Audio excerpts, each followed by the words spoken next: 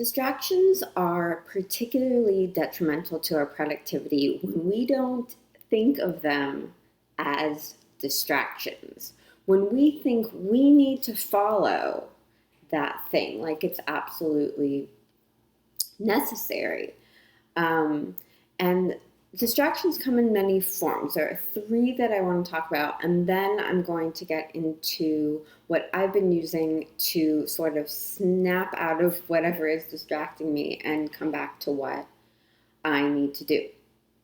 So the first thought that you could have is reminiscing or being nostalgic about something that isn't currently happening right now, because a lot of things have changed, obviously, and we might be thinking about, oh, you know what, that thing doesn't exist anymore, and I miss it being a part of my life.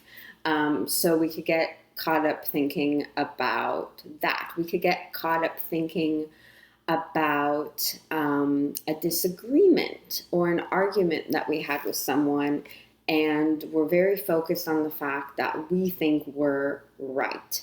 And this is where sort of dangerous ruminations can come into play, because if we think we're right, we just keep thinking, but I'm right. It's like revisiting a wound. You're done talking to the other person. You're not convincing them that you're right. They might have made you feel like you're wrong. That can definitely produce this type of behavior in your own thoughts. When you're like, this person thought I was wrong, but I wasn't wrong. I'm right. And you keep going back to this thought of, well, if I just think about it more, then I'll be right, which obviously doesn't make any sense. But when we get in our head about these things and we keep revisiting or reliving things that have already happened, it's very addictive to feel like if I just think about it more, then I'll be right. Then I'll have some resolution with it, which obviously, as I say it right now, that makes no sense. But I feel like that's what we're chasing in our heads when we do that. Or the third option is simply just something else you would rather be doing. I would rather be playing a game on my phone. I would rather be checking social media. I'd rather be watching news or watching videos. And all of those three examples are things that we follow because we feel like we need to do them. We're compelled to do them, either really, be nostalgic about something that isn't happening anymore, or we really need to relive this argument over in our heads, or we really need to just check social media, or we really need to just play a game on our phone. So we do that, but those distractions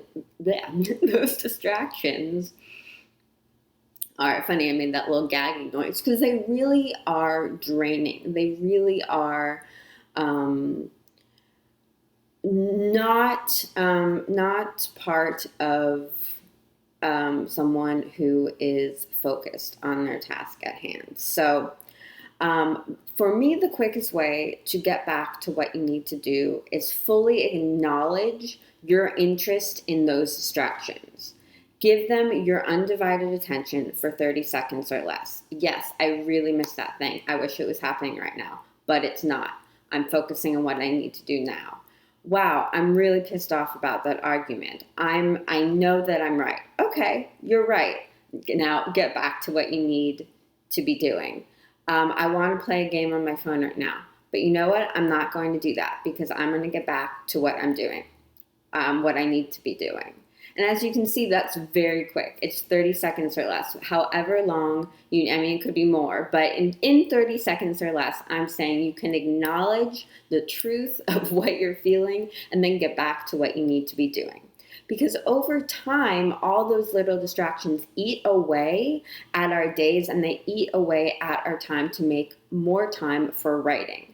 So anyone who is a productive writer who goes from one activity to another, they're not getting caught up in those distractions. So I wrote an article on Copyblogger. I will put a link to it in the description box below, about how you can move quicker from task to task and end up having 30 minutes a day for writing, 30 minutes you didn't have if you got caught up in those little distractions throughout the day.